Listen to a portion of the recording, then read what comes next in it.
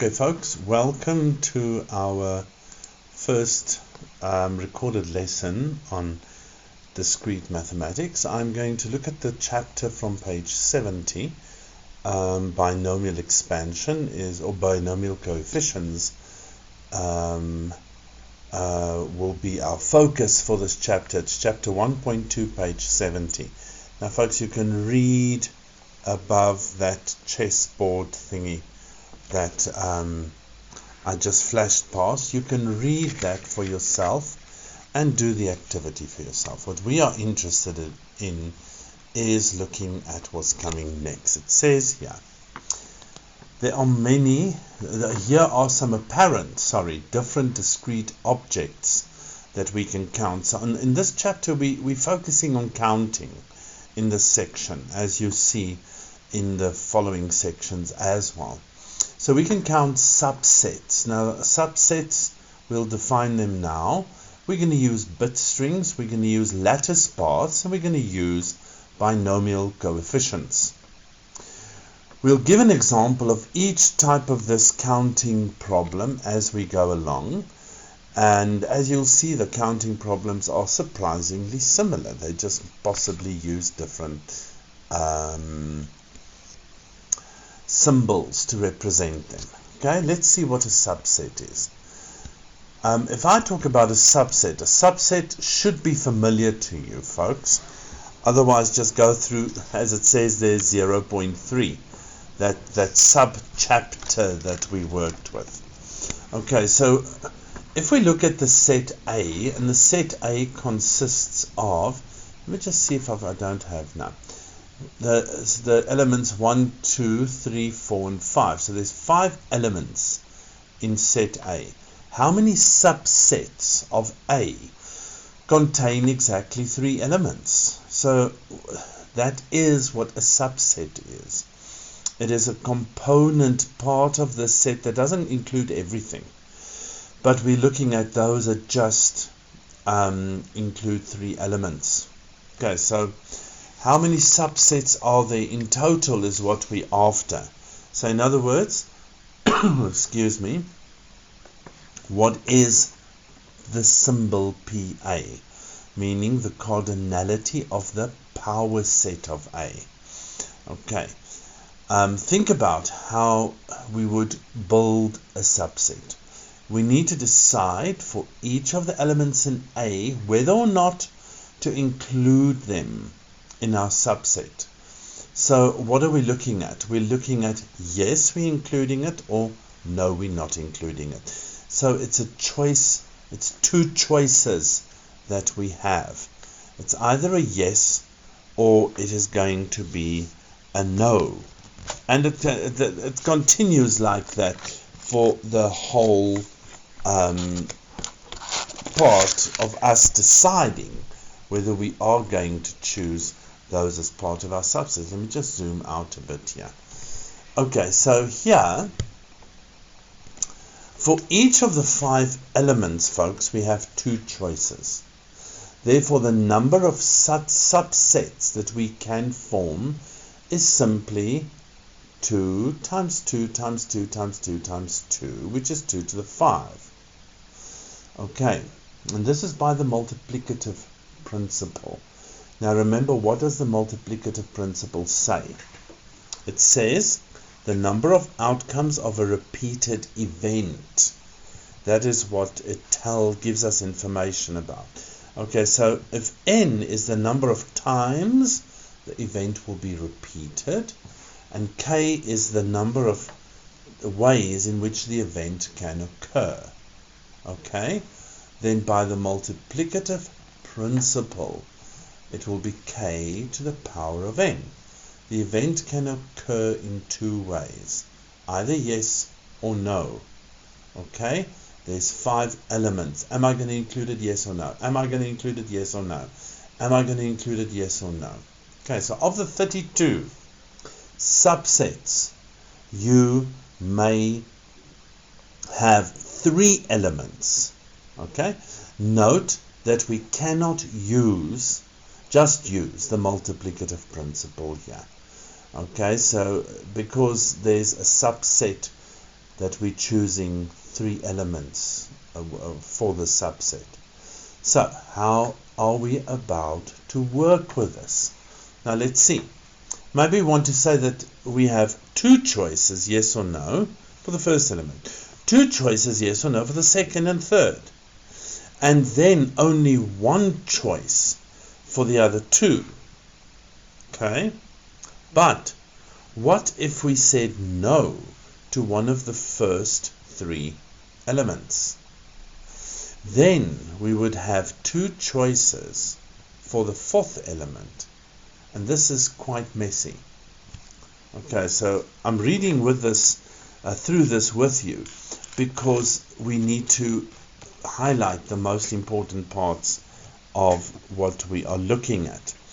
Okay, so another bad idea is to do that. Here's another one. We need to pick 3 elements to be in our subset. There are 5 elements that you can choose from. So there are 5 choices for the first element.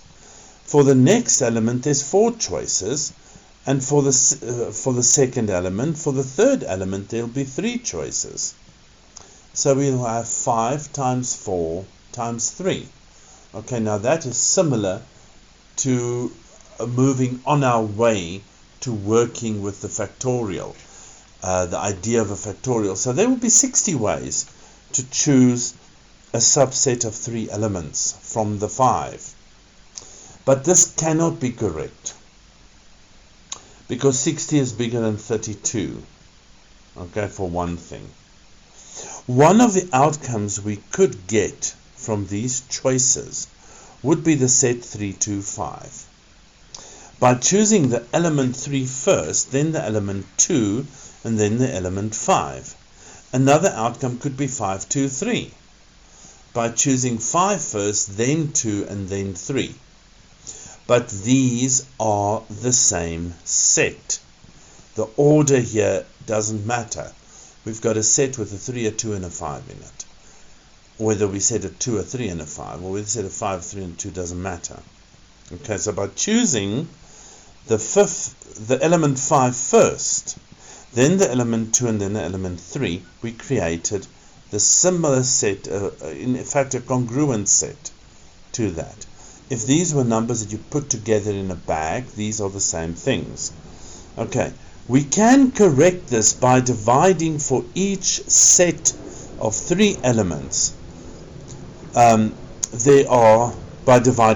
each set of 3 elements, there are 6 outcomes counted along our 60. Okay, so what is he saying? He's saying for each set of 3 elements, there are 6 outcomes counted along our 60. Okay, so yeah. Since there are 3 choices for which the element we list first, 2 for the one we list second, and 1 for the one we list last. So we expect there to be 10 3-element subsets in this case. Well, now the question is it right or not? Okay, so let's see. We will list all 10 items of them, being very systematic in doing so, to make sure we don't miss any or list any twice. Or we could try to count how many subsets of A don't have 3 elements in them. How many have no elements in them? So just 1 has none. That's the empty set. How many of them will have 5 elements? Well, in this case, it's just 1. So remember, we're now removing those that don't. These are the cases of which we'll say no to all the elements, or yes to all the elements. Okay, what about the subset which contains a single element? Well, there's 5 of those. There's 1, there's 2, there's 3, there's 4, and there's 5. Excuse me. We must say yes to exactly 1 element, and there are 5 ways to choose that 1 element. This is also the number of subsets that contains 4 elements. So those are the ones for which we must say no to exactly 1 element. Okay, so I hope it's becoming interesting now. So far we have counted 12 of the 32 subsets. We have not yet counted the sets with cardinality 2 or cardinality 3. Remember, we're looking for the sets with a cardinality of 3. That's what we actually are looking for. Okay, and we haven't even started counting those. Okay, so let's have a look. There's a total of 20 subsets left to split them between these 2 groups, the 2 cardinality and the 3 cardinality. But the number of each must be the same. If we say yes to exactly 2 elements, that can be accomplished in exactly the same manner of ways as the number of ways we can say no to exactly 2 elements. So the number of 2 element subsets is equal to the number of 3 element subsets. Together there are 20 of these subsets, so 10 for each. Okay, so if we want to summarize it, okay, then that's what we get. The number of elements, if there's no element in our subset that we're choosing, the cardinality there is 1. If there's 5 elements, the cardinality is 2. If there's just 1 element in each set, the cardinality is 1. Okay, but now look at it. At the same, if you say yes to 1, you say no to 4. So the yeses to 1s is the same as the no's over there. Between 2 and 3, if I can say yes to 10 different combinations of 2. But then it means, because there's 5 elements, that I said no to 10 other combinations. Okay, so there's 32 possibilities. Now folks, this should remind you of Pascal's triangle, the a plus b to the power of 5 component of Pascal's triangle seems to be in play here. Okay, let's us have a look at what we just got as a solution. So there was a set of 5 elements that we had, okay, and we had to find subsets of 3 elements. Okay, so we said if we could choose a subset, a set with no elements in it, so in other words the empty set, there was only one of those. And then we said the opposite to that is if we take a set with 5 elements in it, okay, there's also just one, and that's the set that contains all 5. So that's 1, 2, 3, 4, 5, and this here is literally just the empty set. Okay, so how many sets can we choose with 1 element in it? Well, there's 1, so there's 1 can form a set, 2 can form a set, 3 can form a set, 4 can form a set by itself, and then 5 can. So in this case there was 1 way to choose, in this case there's 5 ways to choose. Now if you said yes to 1 of them, you said no to 4, and that's what it comes down to. Okay, so if you go and look at these are the yeses, then there's a set with 4 elements in it which consists of all the no's. So if you chose 1, the 1 set is 2, 3, 4 and 5. Then if you chose 2 and not 1, then it will be 1, 3, 4 and 5. Okay, and it continues in that fashion. So there's also 5 sets of those. So if you choose a set with two numbers in them, let's see, then the set will be 1 and 2. Or it could be 2 and 3. But it could also have been 1 and 3. Okay, so we've got 1 and 2. We've got 2 and 3. Let's go 3 and 4.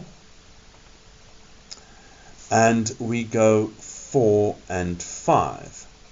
But then it could also have been, remember now, I've got 1 with every combination.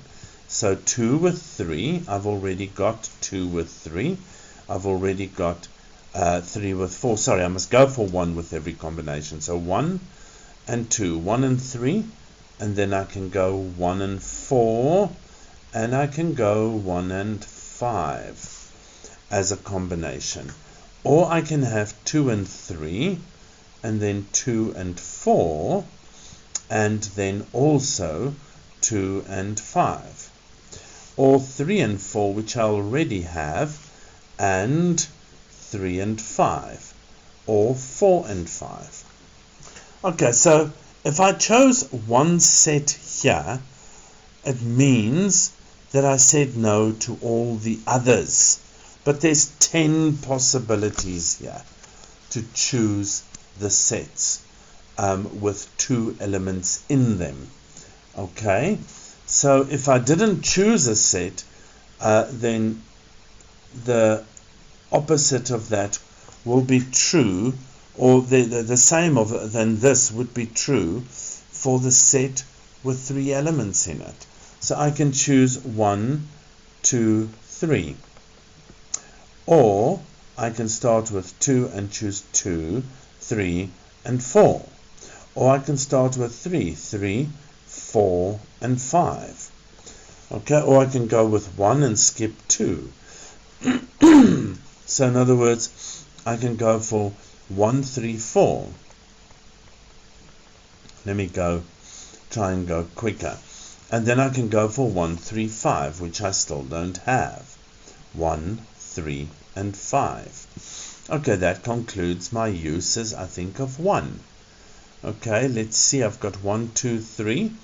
Then I have 1, 3, 4. Then I have 1, 3, 5. Okay, so then I can go with 2, 3, 4. Or I can go with 2. I can skip the 3, go 4 and 5. Okay, then I have those.